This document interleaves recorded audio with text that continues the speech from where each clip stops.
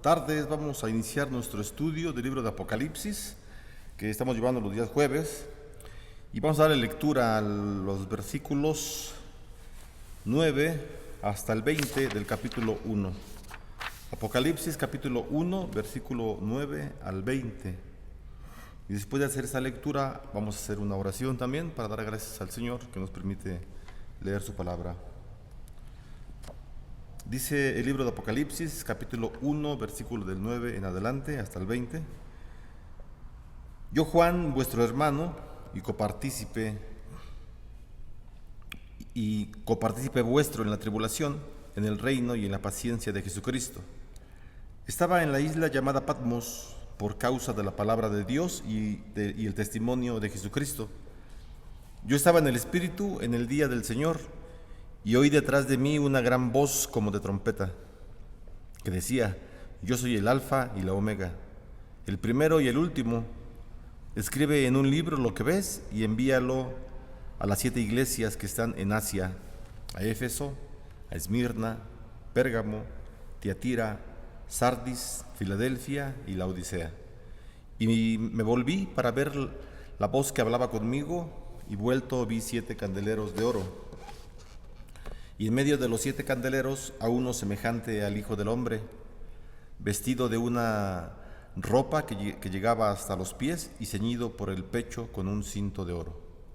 Su cabeza y sus cabellos eran blancos como la blanca lana, como nieve, sus ojos como llama de fuego, y sus pies semejantes al bronce bruñido, refulgente como en un horno, y su voz como estruendo de muchas aguas. Tenía en su diestra 7 estrellas, de su boca salía una espada aguda de 2 filos, y su rostro era como el sol cuando resplandece en su fuerza. Cuando le vi, caí como muerto a sus pies, y él puso su diestra sobre mí diciendo: no temas, yo soy el primero y el último, y el que vino y estuve muerto, mas he aquí que vivo por los siglos de los siglos. Amén. Y tengo las llaves de la muerte y del Hades. Escribe las cosas que has visto, y las que son, y las que han de ser después de estas. El misterio de las 7 estrellas que has visto en mi diestra, y de los 7 candeleros de oro, y las 7 estrellas son los ángeles de las 7 iglesias, y los 7 candeleros que has visto son las 7 iglesias. Señor, te pedimos por tu palabra que siempre la bendigas a nuestra vida, Señor, y que nos ayudes a entender lo que has dejado para tu iglesia a través de todos los tiempos. Te lo pedimos y te damos gracias en el nombre de Jesús. Amén. Bueno, estamos en el libro el Apocalipsis. Estamos viendo la introducción, no la introducción del libro, sino la introducción a todo lo que va a presentar Juan en sus cartas, ¿verdad? Son 7 cartas dirigidas a las iglesias, ya lo dijimos. No porque sean las especiales, las únicas, no, hay más iglesias, sino que se piensa también que cada una de las iglesias mencionadas, que ya leímos, estaban geográficamente estaban puestas en lugares estratégicos, pues cada una de ellas cumplía con un objetivo que eran ciudades postales, por así llamarlo en nuestros días, ¿verdad? Eran ciudades en donde recibían la correspondencia de muchos lugares, y estas 7 regiones estaban en una línea geográfica, no línea, más bien en un perímetro geográfico en que daban un semicírculo o casi un círculo completo en toda la región de Asia.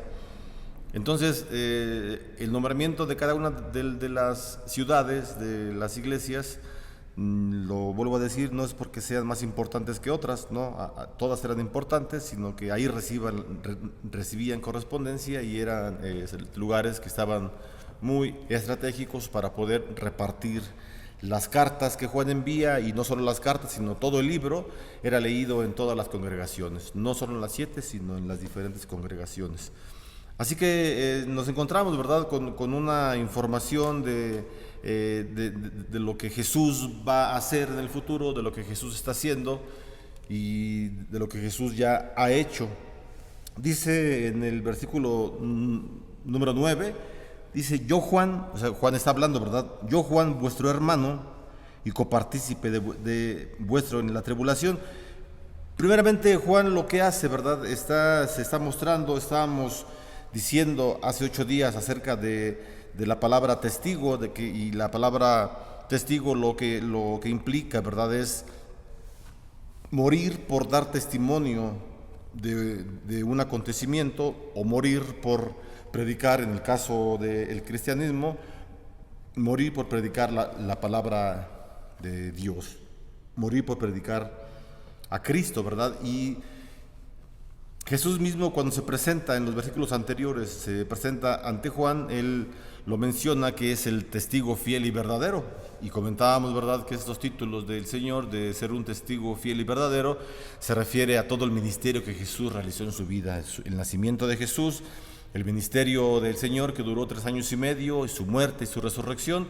Bueno, esto es parte del ministerio, y esto es ser parte de dar testimonio de la voluntad de Dios. Dios deseó que en su soberanía, deseó que el Hijo bajara al mundo, se encarnara en un hombre, muriera por los pecados de la humanidad. Y eso es revelar la voluntad de Dios. ¿Quién la reveló? Cristo, Jesús, en su ministerio, muerte y resurrección. Y por eso él dice que es el testigo fiel y verdadero. Ahora Juan entonces les escribe ya a las iglesias, ¿verdad? Y la forma en cómo él lo hace es exactamente parecido a lo que Jesús ya dijo anteriormente. Yo, Juan, vuestro hermano y copartícipe vuestro en la tribulación. Ahí la palabra tribulación, lo que significa, ¿verdad? O lo que nos da a entender la palabra tribulación son las pruebas que ha pasado la iglesia, no solamente en los tiempos que están viviendo los de las 7 iglesias de Asia y todos los alrededores, sino desde Génesis hasta la venida del Señor por segunda vez. Eso se refiere a la tribulación. Claro, ¿verdad?, que cuando nos habla Apocalipsis de la gran tribulación, cuando el Señor Jesús nos habla en el libro de Mateo y de Marcos acerca de la gran tribulación, se está refiriendo específicamente a que los tiempos van aumentando en la maldad. Y cuando se habla acerca de la gran tribulación, se refiere entonces que son los últimos tiempos, cuando el Señor está por venir por segunda vez. La maldad se acrecentará cada día más, y lo hemos visto, ¿verdad? Hay mucha maldad el día de hoy, igual como en los tiempos de Génesis, sí, pero el día de hoy, con tanta tecnología, tantos avances, pues permite, ¿verdad?, que la misma maldad que ya ha estado en la tierra después de la caída del hombre, esa maldad sea manifestada de una forma más intensa. Así es que entonces Juan dice, ¿verdad?, yo soy copartícipe de ustedes en la tribulación, es decir, yo también he pasado pruebas difíciles junto con la iglesia, junto con todos ustedes. Yo he también pasado situaciones difíciles, ¿verdad? Y bueno, las siguientes frases son sinónimos de tribulación. Dice, en el reino y en la paciencia de Jesucristo. Esos 3 términos, vuelvo a decir, la tribulación, en el reino y en la paciencia de Cristo, son sinónimos, ¿verdad? O sea, todos estos términos que está usando Juan los está refiriendo para hablar acerca de los problemas que tiene la iglesia, de la persecución que tiene la iglesia. Recordemos que estamos en un tiempo de persecución, año 90 o 100 después de Cristo.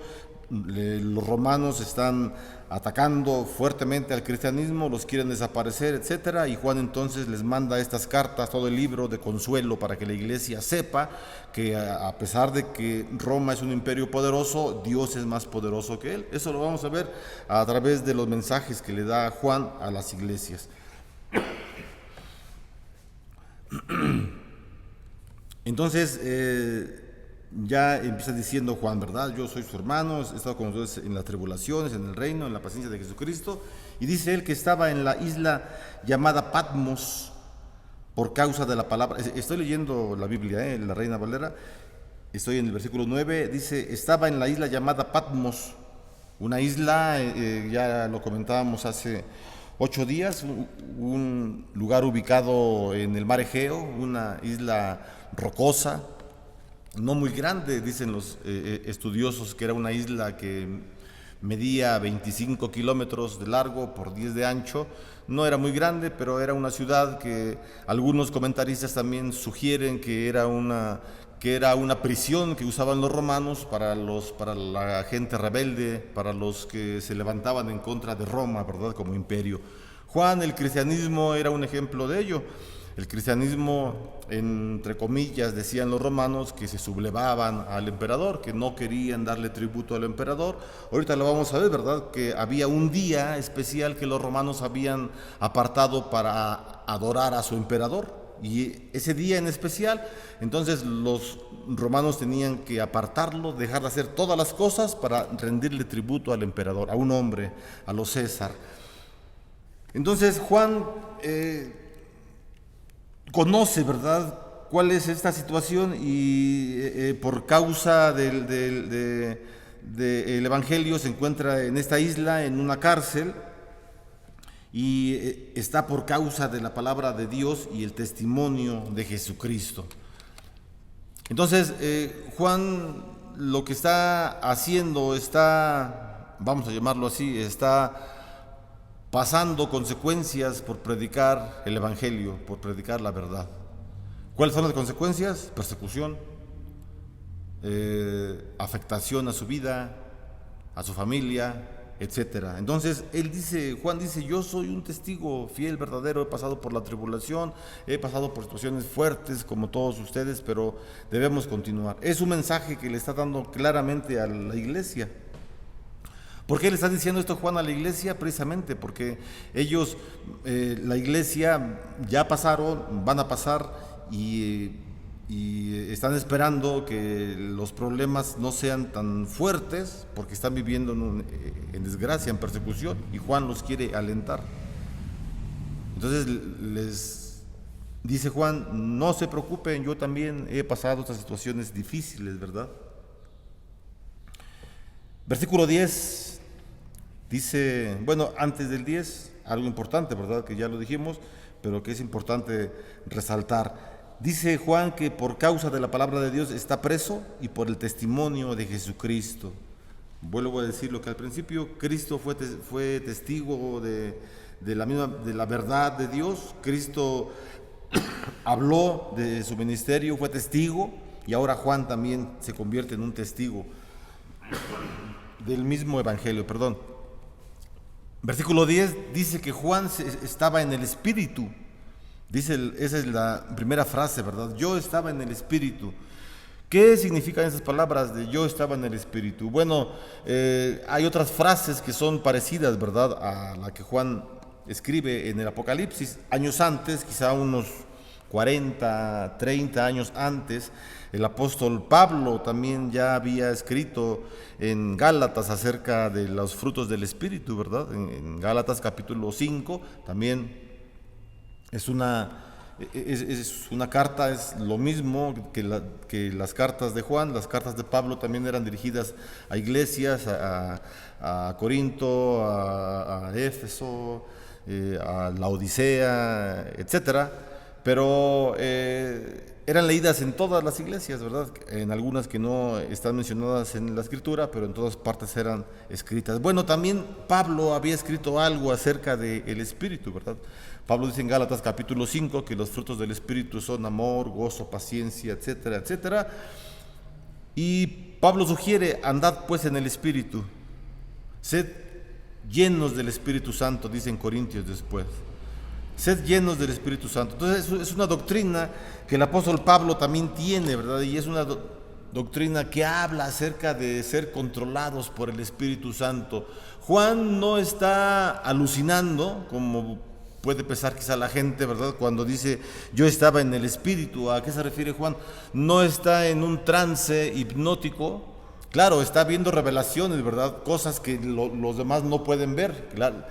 Claro que sí, Daniel también tuvo visiones, Ezequiel tuvo visiones, Isaías capítulo 6 tuvo visiones, muchos personajes de la Escritura, Pablo tuvo visiones cuando él dice que estuvo en el tercer cielo y le fue revelado todo el Evangelio, todo el conocimiento de Cristo por Cristo personalmente. Pedro, cuando está en una casa, en la azotea, también recibe un mensaje, ¿verdad?, que vaya hacia los gentiles, que vaya a la casa de Cornelio, un centurión, un soldado romano, centurión. Llega, el Espíritu le habla a Pedro que vaya directamente con Cornelio. A la vez también el Espíritu le habla a Cornelio y le dice que va a llegar un hombre, Pedro, y que lo va a recibir. Es decir, el Espíritu Santo, ¿verdad?, revela al cristiano, revela a la iglesia cuál es la voluntad que Él tiene. Estamos viendo entonces nosotros formas en cómo estos hombres, los que ya mencionamos, Daniel, Zacarías, Isaías, todos aquellos, comenzaron su ministerio profético, comenzaron su ministerio aquí en la tierra de una forma reveladora por el Espíritu Santo. Estaban en el Espíritu, pues. Estaban siendo controlados por el Espíritu Santo. No, su vida no era doble, su vida no era que estaban en el templo adorando al Señor, levantando las manos, cantando himnos, etcétera, y salían y su vida era completamente distinta, ¿verdad? Se comportaban como los hijos del anticristo. No, estos hombres son hombres plenamente cristianos, entregados al Señor, y cuando Juan dice, yo estaba en el Espíritu, ¿verdad? Estoy siendo controlado por el Espíritu Santo. Lo que estoy pensando, Juan está diciendo en otras palabras, yo estoy transliterando quizás lo que Juan pudo haber dicho pensando sanamente, lo que Juan pudo haber pensado. Estoy siendo controlado por el Espíritu Santo, estoy leyendo la palabra. Ya existían las cartas de Pedro, de Pablo, de Santiago, la carta de Hebreos, ya estaba toda la Biblia completa, ¿verdad? No junta, pero ya estaba completa. Recordemos que hasta el año 200, por un hombre llamado Marción, es ateo, ¿verdad? Él no creía en el Señor, al contrario, quería destruir al Señor, quería bajarlo del trono al Señor y ponerlo en el banco de los acusados. Hace todo lo posible, es un hombre muy rico, mucho dinero, junta todos los escritos evangelios que hay por todo Asia, por todo el cercano Medio Oriente, los junta, los reúne y hace una compilación, y es la primera Biblia que tenemos en el año 200. Bueno, el primer compendio, ¿verdad? Bueno, pero eso es ya en el año 200, en el año 100 en el que estamos. Juan conoce los escritos de Pablo, de Pedro, todo el Antiguo Testamento. Así que él está siendo controlado por el Espíritu Santo. Eso es lo que significa, ¿verdad? En el versículo 10, cuando Juan dice, yo estaba en el Espíritu. No es un estado estático, no estaba hablando en lenguas, no estaba danzando con su pandero, no, estaba llevando a la práctica en su pluma, estaba escribiendo lo que el Espíritu Santo ya le había dicho, no solamente en el instante, sino en toda su vida como cristiano. Ya es un hombre anciano, es un hombre sabio, es un hombre que conoce la revelación, es un hombre que ha leído toda la Biblia y que la conoce, es un hombre que caminó con Jesús, comió con el Señor, durmió con el Señor Jesucristo, estuvo con Él en el momento de su muerte, un hombre muy privilegiado, el apóstol Juan. Así que esto es estar en el Espíritu. No podemos estar en el Espíritu si mi vida es un desastre allá afuera, en mi casa, en el trabajo, en la sociedad, con mis amigos, pero aquí vengo a poner una cara distinta. Eso no es ser controlado por el Espíritu Santo. Eso no es estar en el Espíritu. Juan estaba en el Espíritu porque él conocía que ese era su deber. Tenía que estar en el Espíritu. Era un cristiano de cepa, un cristiano al 100%.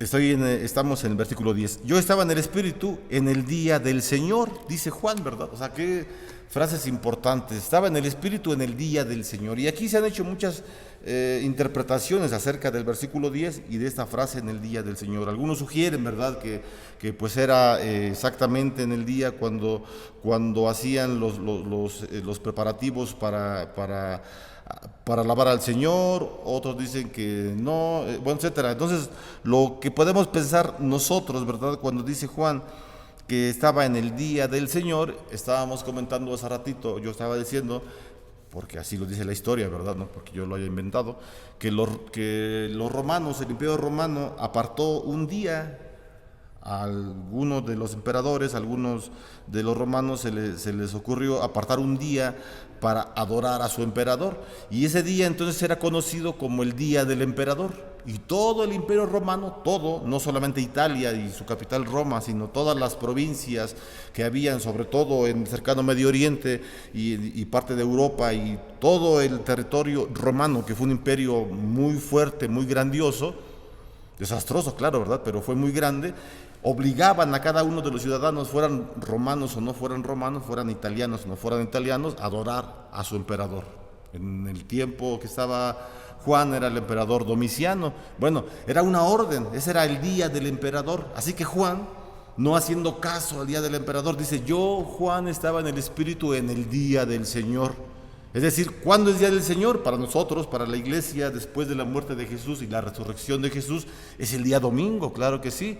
Antes, en el Antiguo Testamento, ¿verdad?, era el día sábado, el Sabbat, ¿verdad?, que la ley tenía que cumplirse por los judíos, tenía que apartarse un día específico para adorar al Señor. Bueno, era el día sábado. Aun cuando el apóstol Pablo, Marcos están caminando por todas las orillas del mar Mediterráneo, levantando iglesia, regresan, dice la Escritura que ellos se reunían en las sinagogas, ¿verdad? ¿Cuándo? Los días sábados, claro que sí, pero cuando Jesús, o sea, no fue un cambio drástico, ¿verdad?, que del día sábado fue al día domingo, el día que apartamos para el Señor, no, sino fue poco a poco, fue en el transcurso de la historia, hasta que finalmente, ¿verdad?, se toma el día domingo como el día del Señor, porque el día domingo es cuando resucita nuestro Señor Jesucristo de entre los muertos, y es el día entonces que la iglesia cristiana aparta para adorar al Señor. Ese es el día del Señor. Entonces, básicamente lo que Juan está diciendo, a lo que él apunta, a lo que él está apuntando, Juan, es a que no hagan caso al día del emperador, porque es una herejía. A ningún hombre se le debe rendir tributo como a Dios, sino que piensen en el día del Señor. Ese es el punto principal que tiene Juan. O sea, Juan no está diciendo, sí, es el domingo, ya son las 12, vamos a empezar el culto. No está diciendo eso. Sí lo hace Juan, claro, es sano y lo tenía que hacer y la iglesia tiene que seguirlo haciendo, claro que sí. Pero Juan está apuntando a esta idea, a que desechen la herejía de que se debe de adorar en el día del emperador a un hombre. No, está hoy en el día del Señor, el día que es apartado especial para adorar únicamente a Cristo como nuestro único Redentor. Esas palabras son, bueno, entonces continuamos el versículo 10, dice Juan que estaba en el Espíritu en el día del Señor y oí detrás de mí una gran voz como de trompeta.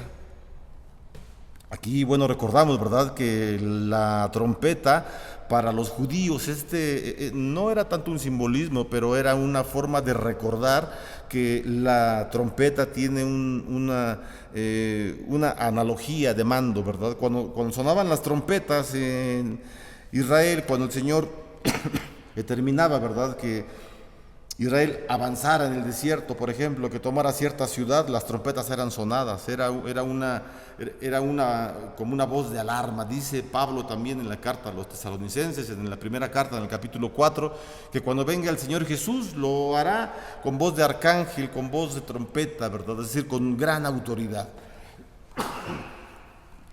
Entonces dice, ¿verdad?, que él oyó una voz como de trompeta, es decir, una voz con autoridad. No cualquier voz, sino una voz con autoridad. Y la voz decía, versículo 11, yo soy el alfa y la omega, el principio y el último. Estas palabras definitivamente, lo decíamos hace 8 días, ¿verdad?, nos hacen ver a Cristo como el Todopoderoso. No hay nada antes que Él, ni nada después que Él. Está usando las palabras, bueno, las letras, ¿verdad?, en el alfabeto griego, la primera letra y la última, la alfa es la primera letra y la última es la omega, ¿verdad?, diciendo así que no hay absolutamente nada antes ni después de Jesucristo. Dice el primero y el último. Escribe en un libro lo que ves.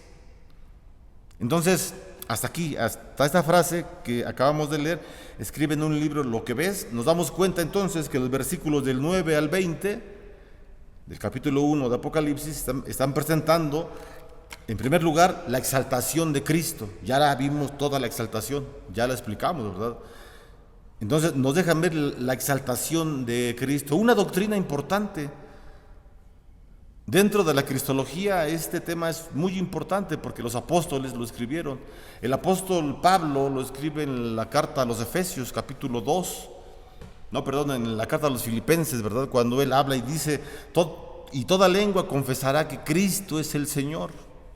Y también en Efesios, él escribe y dice, ¿verdad?, que Cristo es el Hijo de Dios, que Cristo solamente por la soberanía que Él merece, por la soberanía que Él tiene, entonces Él es al único, ¿verdad?, que se le debe toda la reverencia. Pablo dice, ¿verdad?, que Cristo, estando en la condición de Dios, dejó el trono, ¿verdad? En Filipenses lo dice, dejó el trono y vino a este mundo. Y Él se humilló en este mundo, viviendo en forma de hombre, pero será exaltado. Así que la exaltación de Cristo la deja ver Pablo, la deja ver todos los escritores bíblicos del Nuevo Testamento y también del Antiguo, claro, ¿verdad? Si conocer a Jesús, lo exaltan, ¿verdad?, como el Mesías Salvador. Aquí Juan también hace lo mismo, está exaltando a Cristo, lo describe como con una voz de mando, con una voz de trompeta, de orden, de autoridad. Lo describe como el principio y el final, como el alfa, como el omega. Entonces, los versículos del 9 al 20 nos dejan ver esas dos cosas, las vuelvo a repetir. La exaltación de Cristo, y en segunda parte nos deja ver también la comisión que tiene el apóstol Juan. ¿Cuál es la comisión? Escribir lo que nos va a escribir en los capítulos 2 y 3, ¿verdad? Los mensajes a las iglesias. Y en ese mensaje a las iglesias vamos a darnos cuenta nosotros que es muy importante que las escuchemos, porque aún esas fortalezas y debilidades que tienen las iglesias de Asia, a las cuales fue escrito el Apocalipsis, también lo han presentado todas las iglesias de todas las épocas. Bueno, se puede contar desde Génesis hasta nuestros días, ¿verdad? Pero siguiendo el orden de Apocalipsis, podemos verlo, ¿verdad?, que esta situación la encontramos en nuestras iglesias.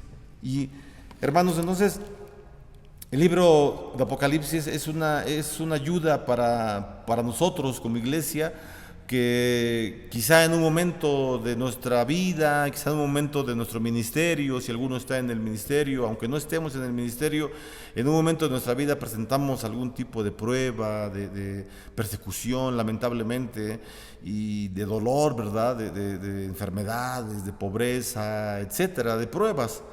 Pero finalmente nos recuerda el libro de Apocalipsis que Cristo es el que tiene el control absolutamente de todo, que Él es el primero y es el último, y en Él tenemos que confiar plenamente. Versículo 11, estamos en el versículo 11, ¿verdad? Entonces la voz decía que oyó Juan, pero fíjense, aquí hay algo importante, ¿verdad? Fíjense cómo es que Juan dice que estaba en el Espíritu del Señor y de pronto escuchó detrás de él una gran voz, ¿verdad? Así dice, que oyó una voz detrás de él y se volteó Juan a ver la voz, y entonces Juan no ve una persona, no ve nada, o sea, no ve nada físico, sino lo que ve, por así decirlo, porque él así lo menciona, vi una gran voz, ¿no? O sea, entonces, ¿cómo es que ve una voz? Dice el versículo 10, y oí detrás de mí una gran voz como de trompeta que decía: yo soy el alfa y el omega, el primero y el último. Escribe un libro lo que ves y envíalo a las 7 iglesias que están en Asia. Versículo 12, perdón. Sí, porque ya luego menciona a qué iglesias va a escribirlo, ¿va? A las 7 iglesias. Versículo 12, y me volví para ver la voz que hablaba conmigo, y vuelto vi 7 candeleros de oro. O sea, ¿cómo? ¿Quién habló? ¿Los candeleros de oro hablaron o quién habló? Porque aquí no nos dice que vio a Jesús, ¿verdad? Dice, no, y me volví para ver la voz que hablaba conmigo. O sea, noten cómo dice, y me volví para ver la voz que hablaba conmigo. O sea, cuando a nosotros nos habla alguien, volteamos a ver su voz. No, volteamos a ver a quien nos habla, ¿no? A la persona que nos habla. Aquí Juan voltea a ver la voz que habla. Y qué importante es esto, porque la palabra del Señor, pues es el poder que tiene. La palabra de Dios tiene poder. Jesús, con la pura voz de Jesús, Él le dijo a Lázaro: Lázaro, sal de allí donde estás. Y Lázaro salió. Y no muerto, vivo, caminando por sí mismo. Cuando leemos Génesis capítulo 1, ¿verdad? Dice, y Dios hizo esto, hizo lo otro, hizo el mar, hizo las aves, hizo las estrellas, con el poder de su voz. Entonces, Juan le está diciendo, en otras palabras, le está diciendo a la iglesia: no se preocupen, el Todopoderoso está con ustedes.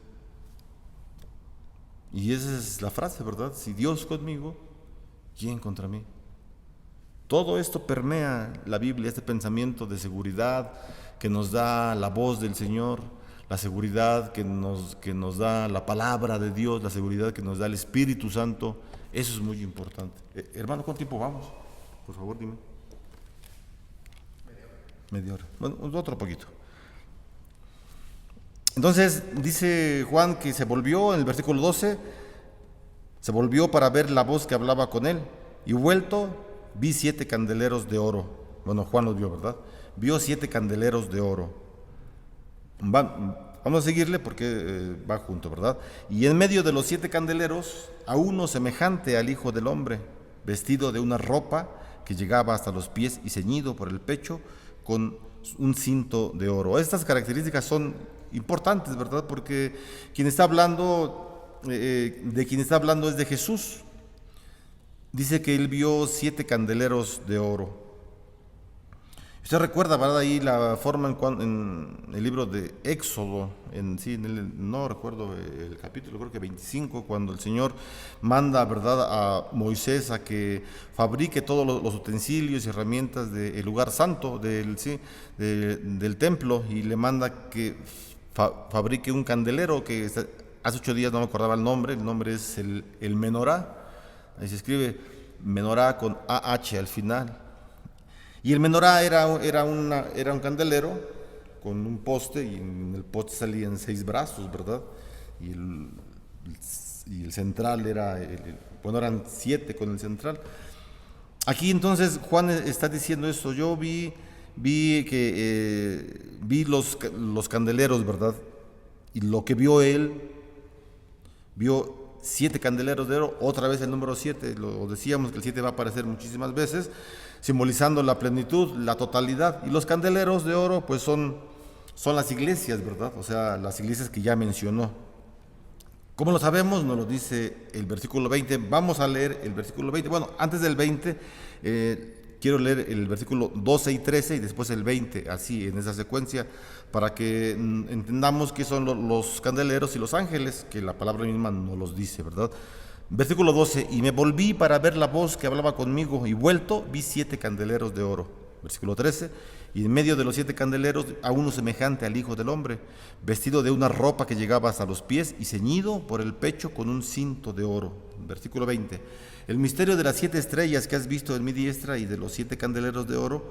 Las 7 estrellas son los ángeles de las iglesias, y los 7 candeleros que has visto son las 7 iglesias. Entonces el Señor ve, Juan voltea a ver la voz y ve que Jesús está en medio de las iglesias, y en medio de las iglesias están también los 7 pastores que son de las iglesias, simbolizando, ya dijimos, a todas las iglesias, a todos los pastores de todas las generaciones, hasta que venga Jesús por segunda vez.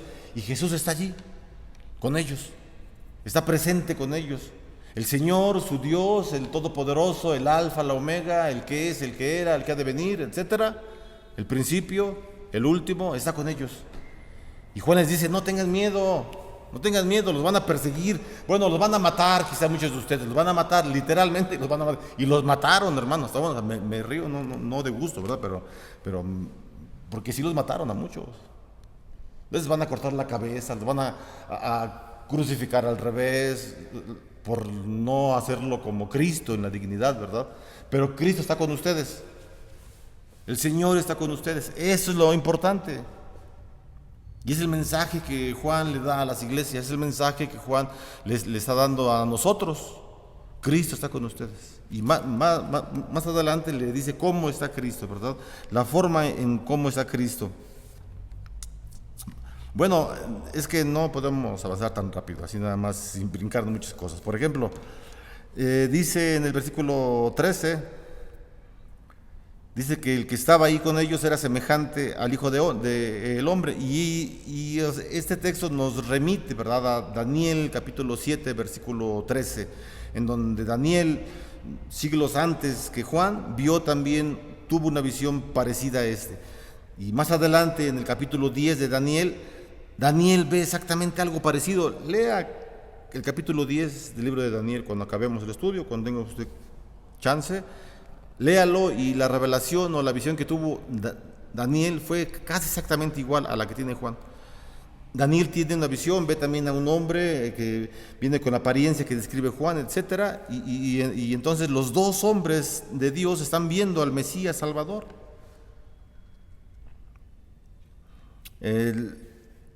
Y bueno, Juan menciona, ¿verdad?, que estaba vestido. Aquí vamos a terminarle, porque si no nos vamos a alargar mucho. Dice que estaba vestido de una ropa que llegaba hasta los pies y ceñido por el pecho con un cinto de oro. Voy a poner una marca aquí en la Biblia de la iglesia, con todo respeto, con lápiz, después la borro, para que vean dónde nos vamos a quedar. Con lápiz, hermanos, después la borro. No vayan a acusar con el santo presbiterio. Bueno, entonces, dice, ¿verdad?, que Cristo, el Hijo del Hombre, estaba vestido de una ropa que llegaba hasta los pies y ceñido por el pecho con un cinto de oro. Esa es la vestimenta sacerdotal, ¿verdad? Eso para nosotros es muy importante que lo sepamos, porque únicamente quien vestía así eran los sacerdotes, solamente ellos. No había otros personajes que tenían que vestir así, únicamente los. ¿Y cuál era el trabajo o la labor de los sacerdotes? Interceder por el pueblo. Solamente interceder. Bueno, hasta el 14 dice, y su cabeza y sus cabellos como blanca lana y como nieve, y sus ojos como llama de fuego. La blanca nieve, bueno, está aludiendo a la pureza, ¿verdad?, de Cristo, a la santidad de Cristo, ¿verdad? Y los ojos como llama de fuego, pues está implicando no que tenga los ojos rojos Cristo, ni mucho menos, sino que los ojos está aludiendo, ¿verdad?, a lo que Él sabe, a la presencia de Cristo, a lo que Él conoce de antemano. Él conoce absolutamente todo, y con los ojos que está viendo Juan que tiene, está diciendo, el Señor conoce todos sus problemas. Él sabe, Él con su mirada sabe exactamente cómo es tu vida, cómo es la condición de tu iglesia, sabe lo que necesitas, confía en el Señor. Y es el mensaje que tiene Juan para la iglesia: confianza en Cristo, sea cualquier persecución. Ya no somos perseguidos como antes, ¿verdad? No nos matan, nadie nos puede matar, ni pegarnos, ni nada por el estilo. No nos pueden ni pegar, ni ofendernos. Pero la iglesia ha seguido pasando persecución de muchas formas distintas.